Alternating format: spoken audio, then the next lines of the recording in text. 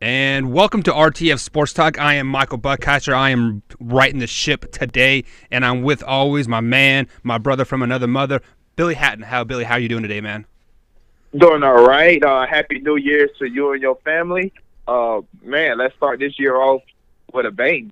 Yeah, and definitely happy new year to everybody. And speaking of the New Year's, it is time for those New Year's Days bowls. We have the Outback Bowl, the PlayStation, the Fiesta Bowl, the Citrus Bowl, you have the Rose Bowl, and then you have the Sugar Bowl. All very intriguing games. So, Billy, we're going to go through these games, and we're going to do a quick, who do you got, what to look out for. So the first game up, starting at 12 o'clock here, just in Eastern time, about 3 or 4 hours. You have number 18 Mississippi State. They're 8-4 on the season, taking on the 8-4 Iowa Hawkeye team. Billy, who do you got, man?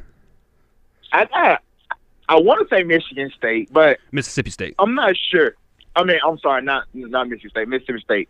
But Fitzgerald, he's a hit, he's a miss. What are you going to get out of him? You don't really know. So I'm gonna go with Iowa. Iowa is a solid team. A lot of people really haven't watched this team. I'm not saying they're a juggernaut, but this is a good team that's unranked that a lot of people really don't know about because they don't really watch Iowa. So yeah. I'm gonna take Iowa. Yeah, and they are a solid team when they show up, but you never know which Iowa team is going to show up. Are they going to be an Iowa team that struggled against Purdue, or are you going to come with the Iowa team that destroyed Illinois and they played Michigan State well? So with that being said, I'm going to go with Mississippi State because they seem to show up well every game. They've had a tough SEC conference. They've beaten number 16 Texas A&M. Who else did they beat? I'm thinking here. They beat my Kansas State team, and they beat Auburn. So they can jump up to these high-ranked games and do well. So that's why I'm picking them on today's game. All righty here. So moving on to the next one here. I'm pushing the wrong buttons. My bad. Just 1 second. There it is.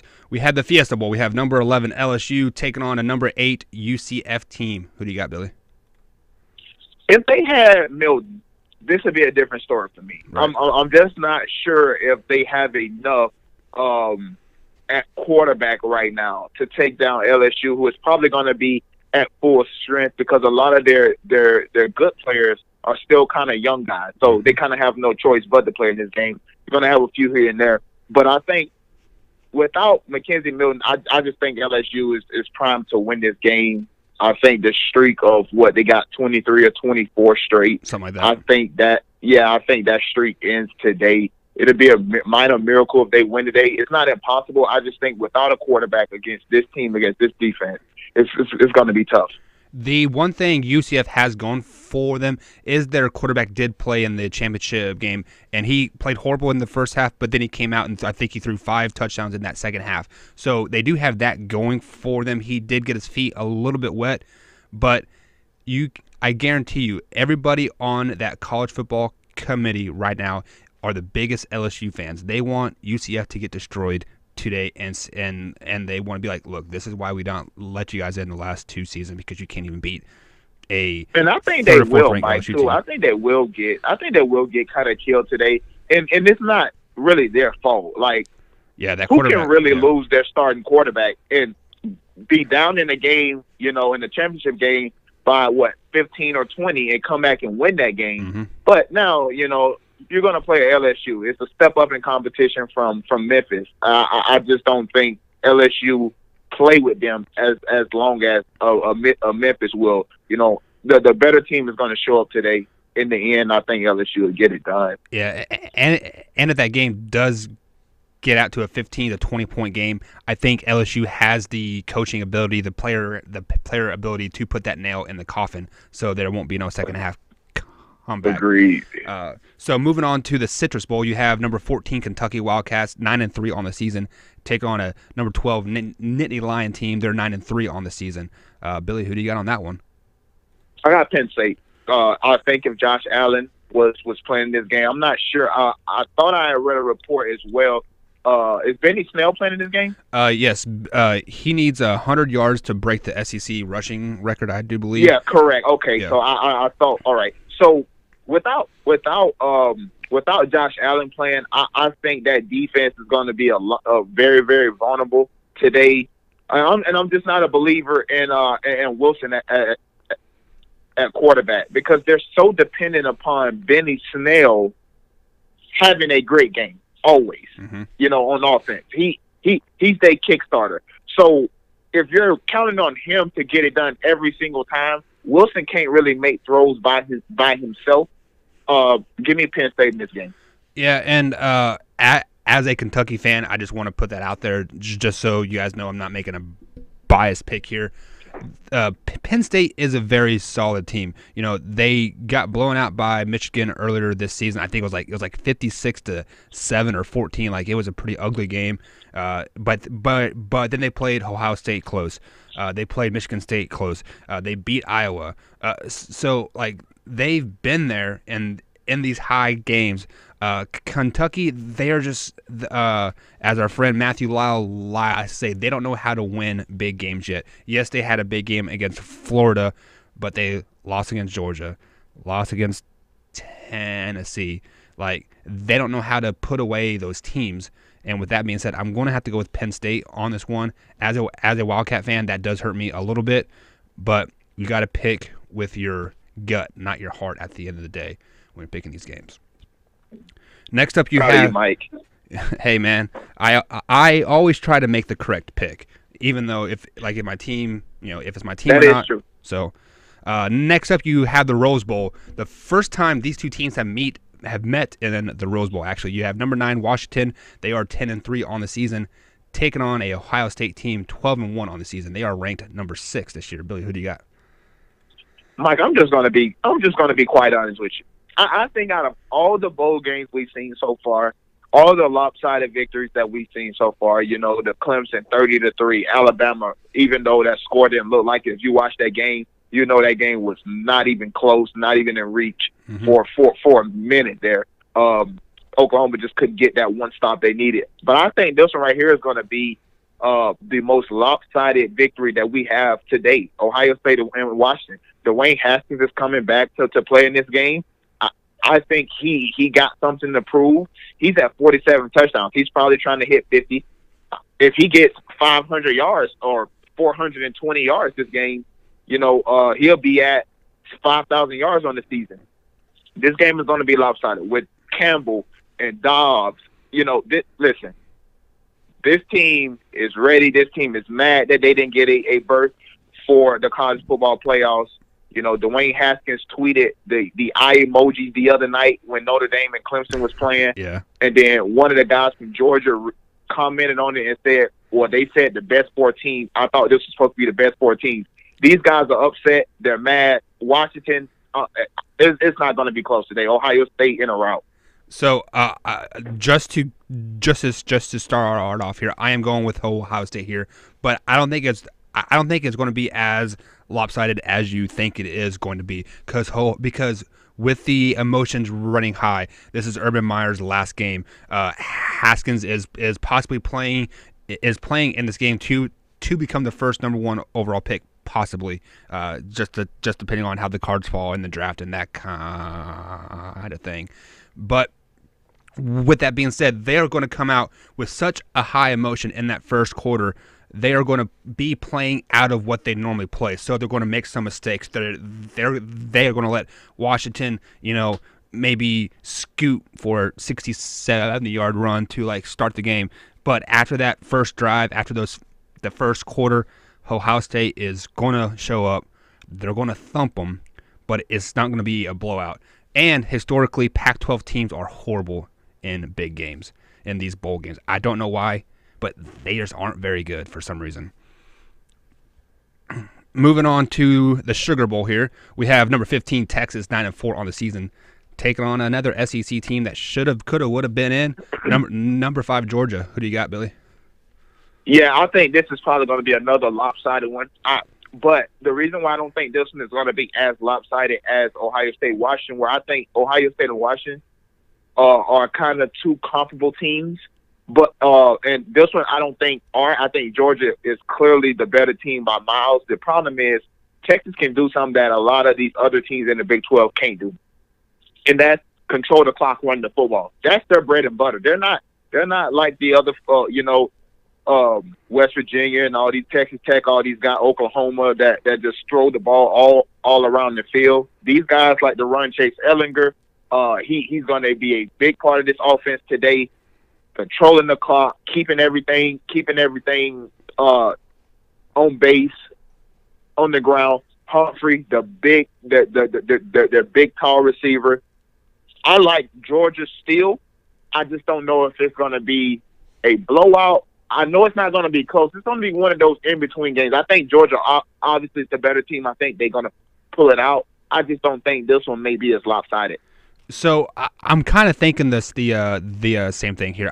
I'm thinking this is going to be that Alabama Oklahoma game that we saw last week, where like Georgia pretty much dominates the whole game, but the score doesn't really reflect it at the end of the game. Texas gets some late scores, pull within 14, maybe 7 points even, but you never get that sense that they are going to, win that game. And what is really intriguing about this game, Georgia is a 12-point favorite. Every time I've seen such a high point spread in this game, the underdog usually tries to show up, but I just don't think Texas has the firepower. Georgia is good. Jake Fromm is very, very good. I like him. So that's why I'm definitely picking Georgia in this game. It's going to be a close score, but Georgia's going to dominate it pretty much the whole game. That's where I don't know if that's going to happen. Georgia really hasn't dominated any good team this year, really, right, outside of maybe Kentucky. That Kentucky game, I thought that just wasn't even close. Very ugly. The whole game. I think this Georgia-Texas game is going to be kind of similar to what the Georgia-Florida game is. Georgia kind of winning all game long, but Florida is right there the whole game. And then Georgia scores a late touchdown and busts it open. And I think that's how this game is going to be. To your point, Georgia is probably going to be in control of this game the whole game. It's going to be, okay, Georgia won that game, But I think a late touchdown is really what's going to put it away. I think Texas is going to be right there. Texas can also put up some points. But I think Georgia, ultimately, I think they pull away at the end, late score. So, from these 5 New Year's Day bowl games that we have, Billy, what game do you want to circle and be like, you know what, I'm going to sit down and watch this game? What game to you is the most intriguing? This LSU UCF, and it's for 2 different reasons. All the other games are okay, Penn State, Kentucky, but yeah, that's pretty much a snore fest. Honestly, I'm not really a fan. Washington, Ohio State, I think that was going to be a blowout. I'm going to watch that, and I'm interested to watch what Haskins is going to do. But I think the hype surrounding this UCF LSU game. Last year, UCF didn't get any respect. They go to the Peach Bowl. They beat Auburn. They claim themselves national champions. They come into this year. They go undefeated. They finish 8th in the college football playoffs. Now they got a chance to play another SEC school. LSU, a team that I don't think is very good, a team that I think the committee overhyped, a team that I think the analysts are overhyping, and a UCF team that I think is overhyped. So I just want to see what the hype is about. When they play each other, will UCF continue the streak of 25, or will it end?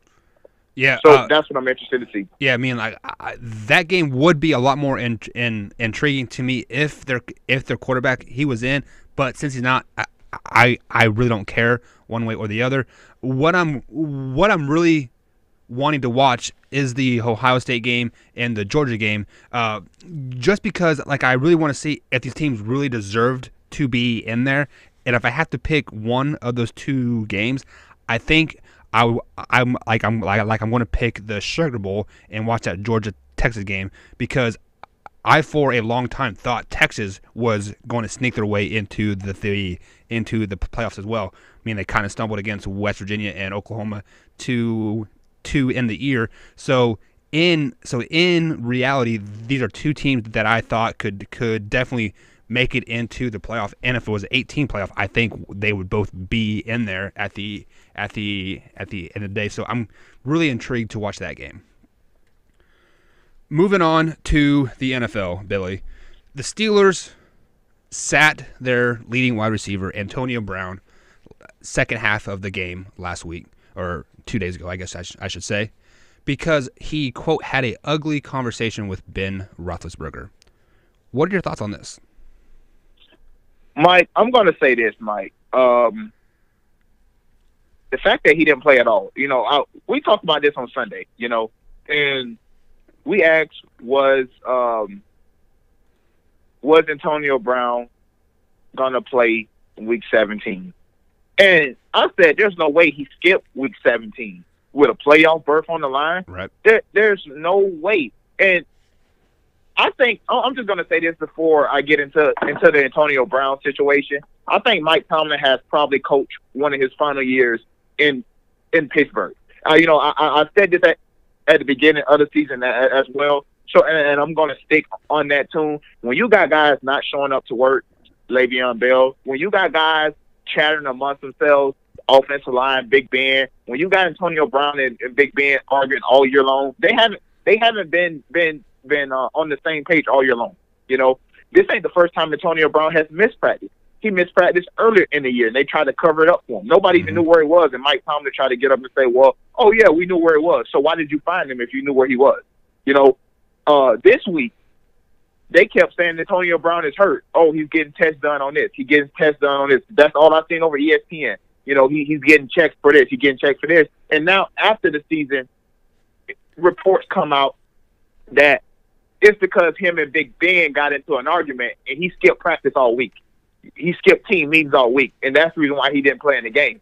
I think it's time for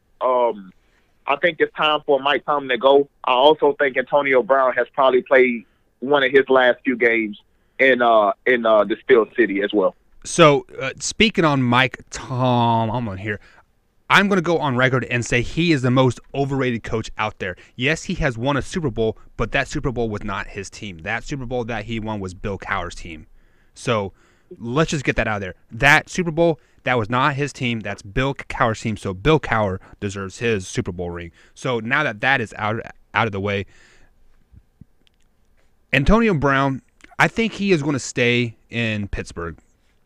I think Mike Tomlin is easier to get out there. We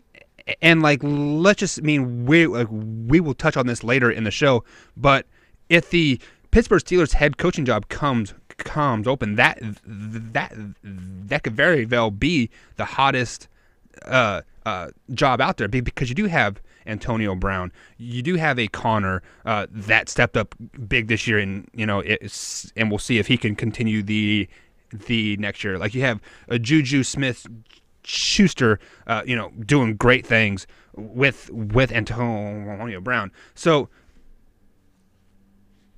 the question that I want to pose, like, just as a general question, is it really a beef between Antonio Brown and Ben, or is it a beef between Antonio Brown and the coach, or is it beef between Antonio Brown and the Steelers organization? I think at the end of the day, it is coming down to the coach, because he is just not a very good coach at the end of the day. There should have been no reason why the Pittsburgh Steelers should have been in the situation that they were in, starting I don't think 7-1 coach, or 7-2. Okay. I don't think it's the coach, and I'm going to say I don't think it's the coach, because all those players always talk good about Mike Tomlin. Like, they love him. Even during, the only people that don't love him is the old Steelers players. But our players, or just the older generation? No. The old Steelers players. Those are the only people that really have something negative to say about Mike Tomlin. Nobody else has ever said anything bad about him. And even on this, from reading the report, it was reported that Mike Tomlin said that Brown was dealing with a knee injury, which is the reason why he missed practice. So I don't think a coach that you're beefing with is really going to go all out and take up for you twice. Remember, the first time Mike Tomlin was like, yeah, we know where he was, even though he didn't. This time he says, oh, yeah, he had a knee injury. That's why he's missing practice. You know, to your question, I think it's all three of them. Mine is the coach. I don't think it's Tomlin as much, but I'm just going to throw him in there because he's the face of the team. I think it's Big Ben. Like I said, this is not their first time getting in a spat this season. You know, he's had to answer questions about Big Ben or his comments toward Big Ben, you know, on different occasions this year. You know, that's why the infamous Wi-Fi comment came out, because he said we may not always be on the same page, but we're always connected, or we may not be whatever he said, but we're always connected. Him and Big Ben don't get along. You know, reading the report, it says in the report, he got mad and he told Big Ben he don't feel appreciated. From that moment, he didn't show up. Art Rooney, the president, was calling him. He didn't show up. Nobody even thought he was going to show up for the game. It said people were surprised that he showed up pregame with a fur coat on. That was it. So yeah, I don't. You know, and a few years back when he was going through his contract situation, you know, he felt that he wasn't appreciated properly then. And the Steelers organization, quite honestly, really don't care. They almost like the Patriots organization. They got rid of some really, really good receivers for Antonio Brown. What they won't do the same thing for Juju Smith-Schuster. You know, they let some really Mike Wallace. They let Mike Wallace go in the prime of his career after he had one of the biggest years of his career because he wanted more money. See ya. The other he played in I can't remember his name. He played in Baltimore. They let him go. Why? You want too much money? See you out the door. I think when Antonio Brown missing practices, missing meetings, really don't care, ignoring the owner's phone call. I honestly fight with Big Ben, especially if Big Ben stay. Fight with Big Ben. I don't really see how that's a recipe to move forward. Okay, so let's say Antonio Brown and Big Ben are. I mean, they obviously are not on the same page. I mean, they might be in the same book, but they're not on the same page. So, with Tomlin kind of covering up for Antonio Brown, do you think this looks bad on Tomlin at the end of the day, and like not holding Antonio Brown accountable for his actions? Because I think I think the biggest thing that you can do for a player is put a bad name out there for that player. So, you know, because public humiliation is worse than like a fine, like I think. Yeah, but I think he was actually trying to help him, though. You know, I think actually throwing him out to the wolves would be saying, hey, I don't know where the guy's at. He ain't called me. Art Rooney's been trying to call him. Nobody seemed to be able to get him. I think that would have been throwing him out to the wolves. I think saying, hey, he's missing practice because he got a knee injury, I think that's a player's coach. And that's why I don't think it's Tomlin, you know, because guys like that. You know, people in the media like us, the people that talk about it all the time, of course we don't like it because we're like, what is going on over there? Like you're trying to hide something, and we don't like that because we need something to talk about. But if you a coach, or you a player on that team, and Mike Tomlin's doing that for you, that's a player's coach. That's Mike Tomlin's biggest knack, that he's too much of a player's coach. Yeah, you know, so players like that. Yeah, he might be a player's coach, but players' coaches are not winning you championships. So something has to change. No, I agree with that. But I'm just speaking on the Antonio Brown situation. True. You know, I think he was saving Antonio Brown by saying he had a knee injury. And, you know, all over because when you see it on ESPN, you automatically think it's real. Yeah. All week long, all I seen was Antonio Brown getting tests done this day. He's getting tests done this day. So the general public thinking, oh, he's probably hurt. You know, he's actually hurt. ESPN reported it. And then it come to find out, no, Mike Tomlin was just covering for him, which is what you really kind of want your coach to do instead of throwing you to the wolves, you know.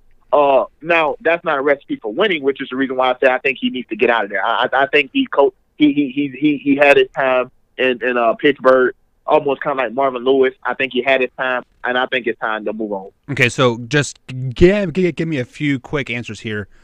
Does Mike Tomlin coach Steelers next year? Yeah, I think so. I think he do. Is Antonio Brown a Steeler next year? I think so. Is Ben Roethlisberger a Steeler next year?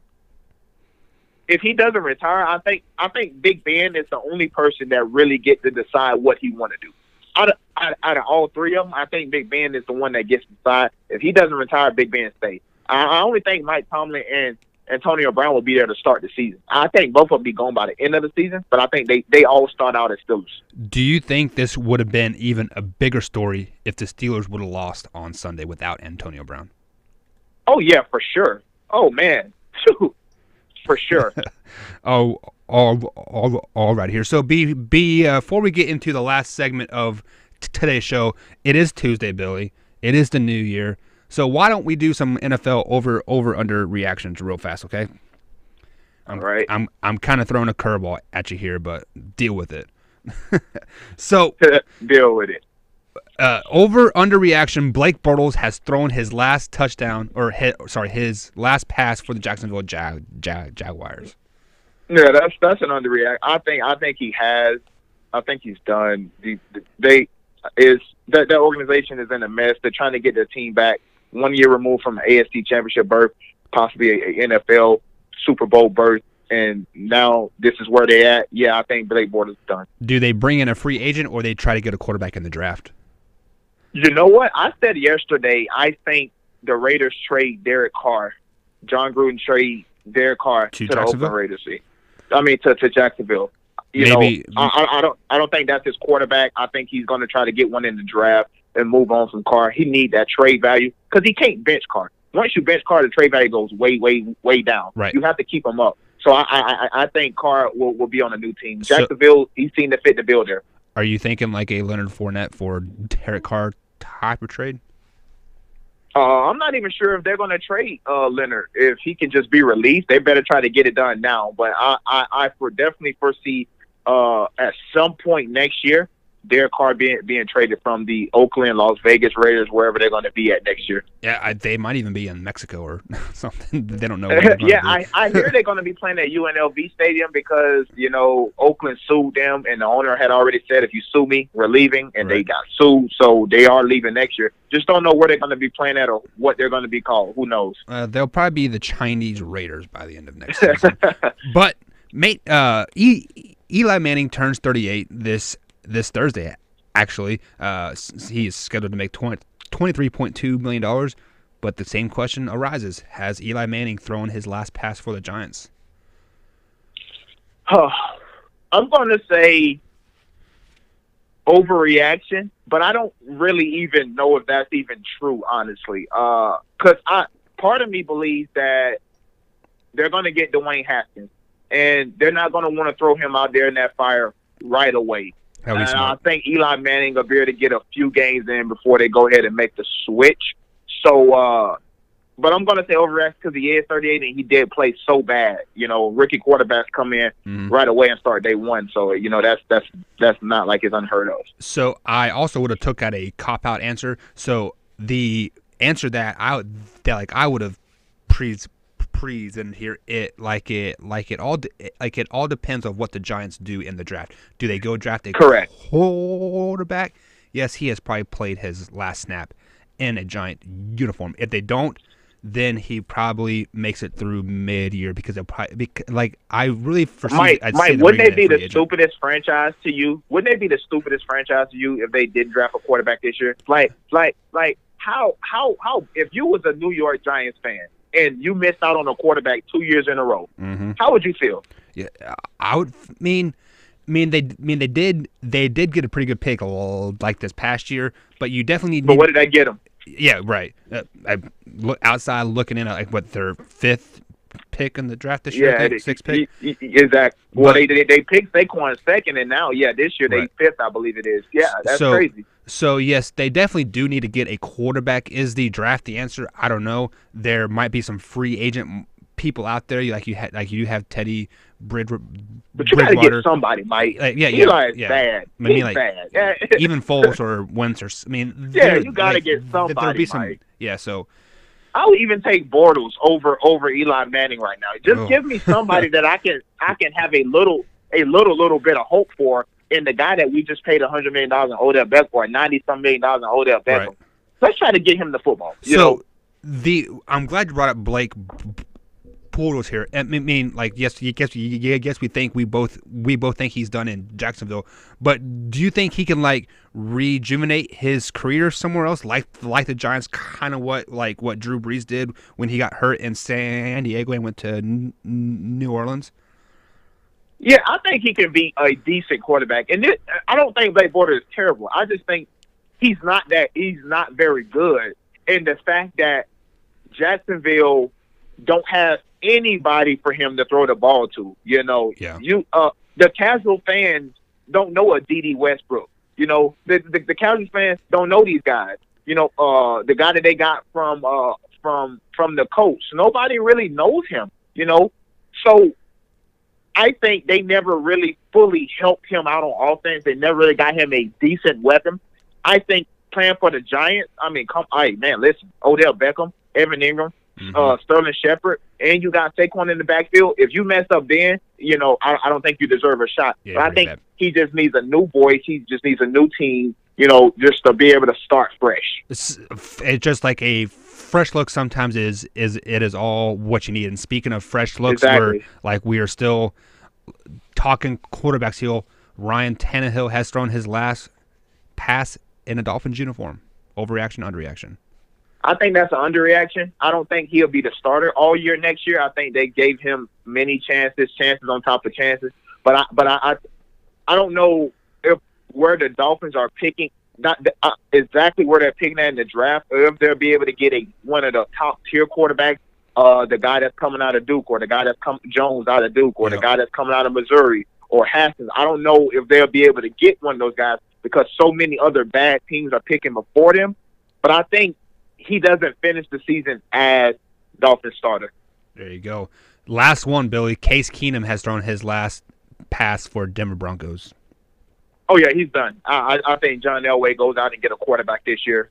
You know, he played this quarterback carousel. I think he's put in like 6 or 7 different quarterback combinations.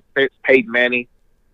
I know he wants some stability back in that Denver Broncos franchise that he played for, won 2 Super Bowls for. I think John Elway gets it done. He pulls the trigger on the quarterback this year. Well, and for John Elway, like Elway being such a great quarterback, that if you are a bad quarterback, you can get a contract in Denver as of late. So maybe Blake Bortles there or Teddy Bridgewater will. Sounds about right.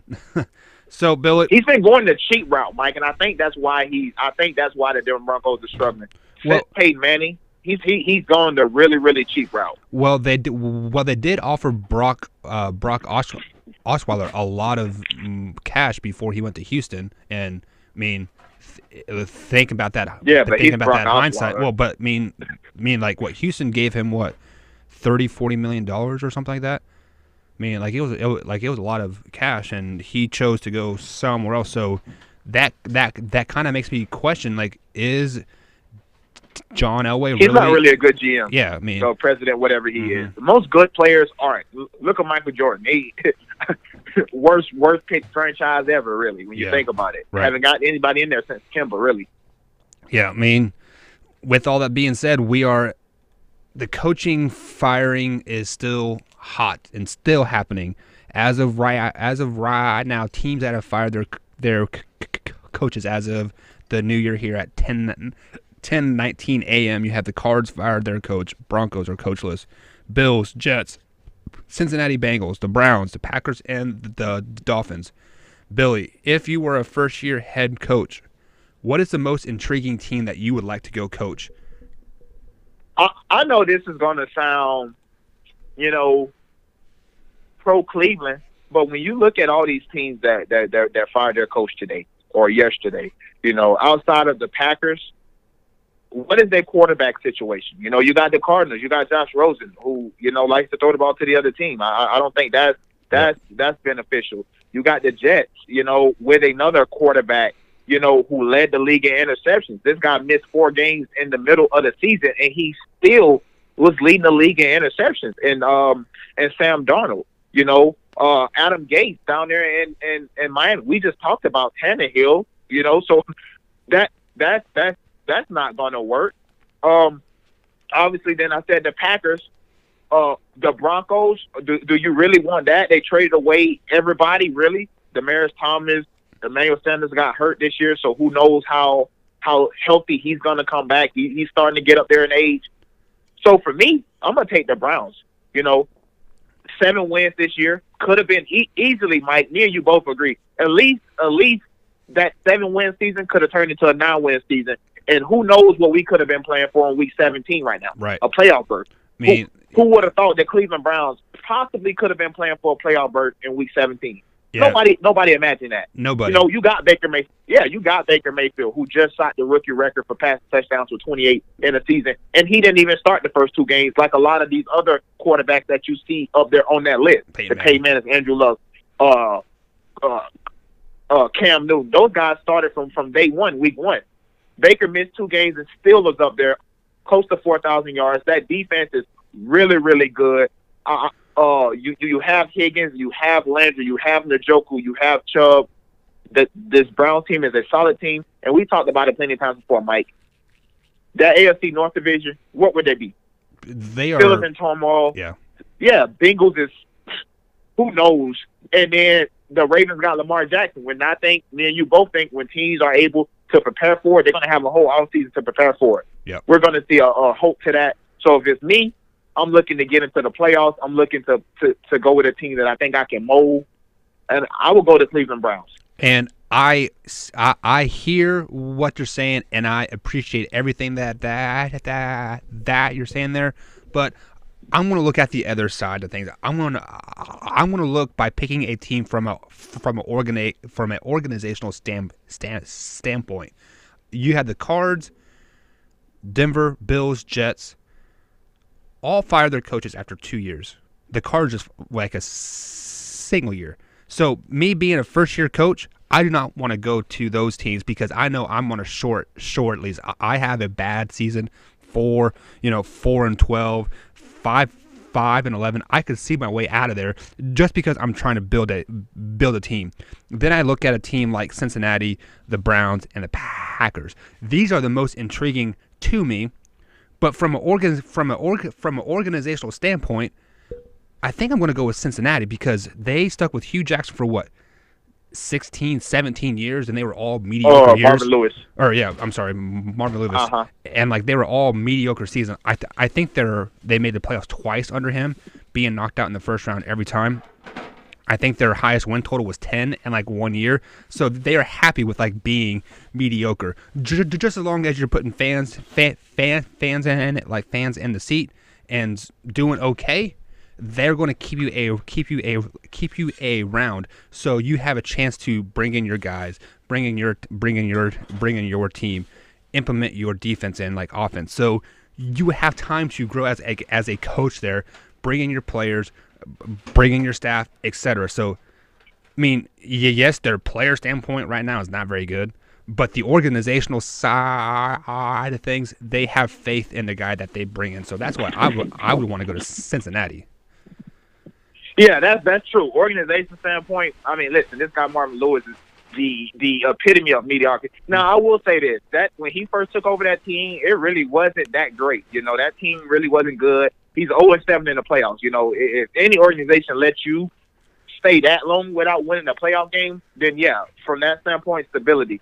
But I like to win, and I don't like to lose. Right. And not saying the Browns are winners, but I'm just saying one team is trending upward and one team is trending down. The Browns are winners. If I'm looking for stability, no doubt. Give me the team that had their coach for 16 years that was 0-7 in the playoffs, and probably the only reason why they fired him because of public perception. I think if there was no social media, Marvin Lewis would probably still be the head coach of the Cincinnati Bengals. Yeah, and I kind of feel like he felt like it was time for him to go.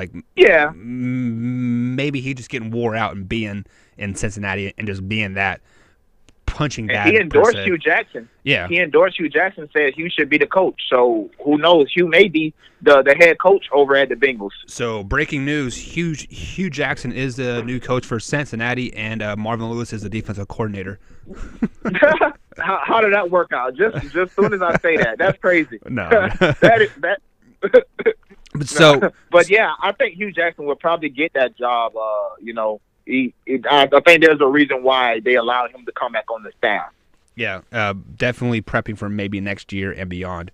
So there are a lot of hot coaching candidates out there. You have the offensive coordinator from Kansas City Chiefs. You have the offensive coordinator from the Browns. You have Josh Daniels, another offensive coordinator from the Patriots.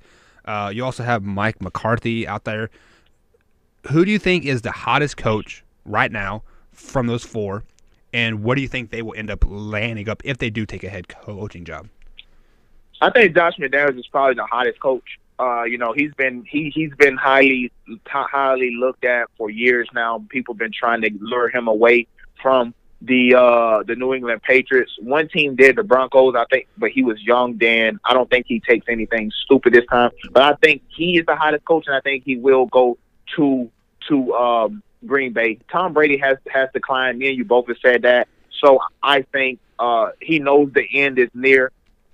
I think he go ahead and move on right now. Do you not think he maybe waits out a couple more years in New England, and when Bill Belichick and Tom Brady are like on their way out, he doesn't step in and become that head head coach and kind of keep the Patriot way happening?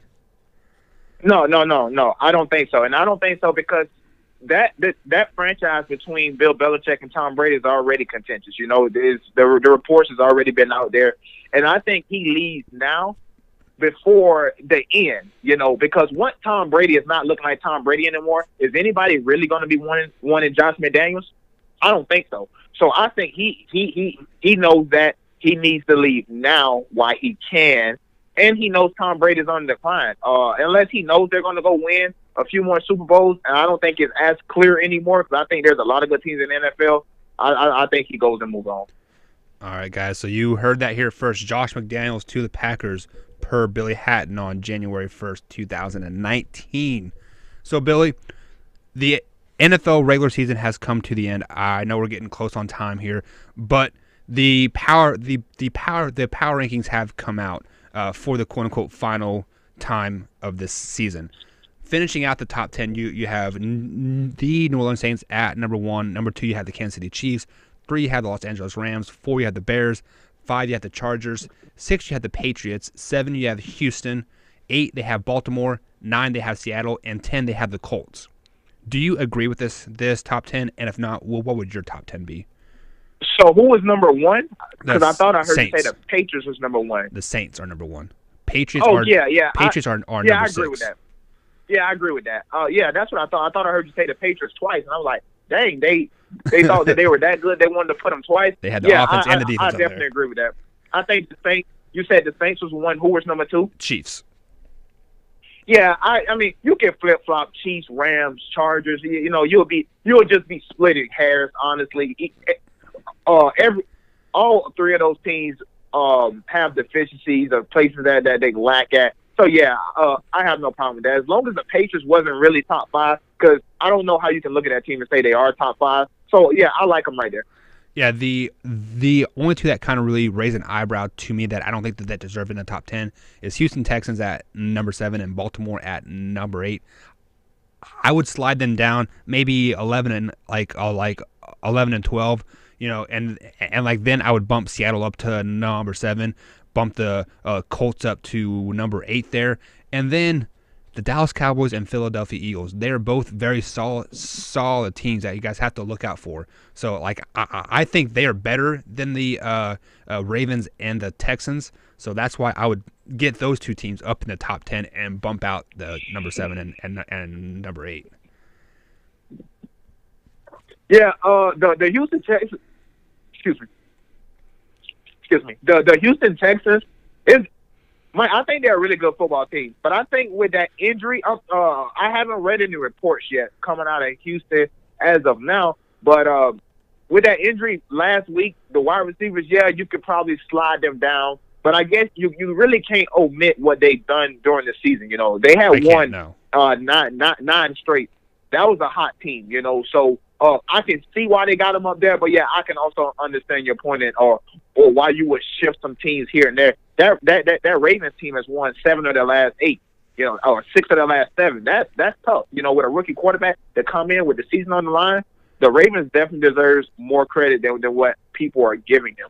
It is tough, but people did not have film on Lamar It's because of Lamar Jackson. Yeah, it's because of Lamar Jackson. I mean, like, if you put that same stat, if they're in the same situation next year, Lamar Jackson will get shut down. They won't be in the playoffs. So I agree. That's why I'm bumping them down, because I think once the playoffs hit, yes, they're a very, very dangerous team. They are trending up, but they're not going to beat the Chargers in that first round game. But, no, I don't think so either. I don't think so. Well, guys, that is going to be it for today's show.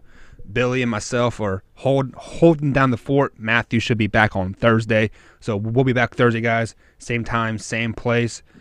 Be sure to follow the Unpopular Opinion podcast. Billy, where can they find that podcast at? The Unpopular Opinion podcast is on iTunes, Google Play, Spotify, Spreaker, Stitcher, wherever you find your podcast at. Pending on iHeartRadio. Join us today. We're gonna be live at 10 o'clock. Me and my co-host OG Ross. So make sure you guys tune into the Unpopular Opinion podcast today. That is 10 o'clock Mountain Time, 12 o'clock Eastern Time noon. for those guys on the East Coast here. So we will catch you guys next year, or next time, not next year. Enjoy the football games today, and we out.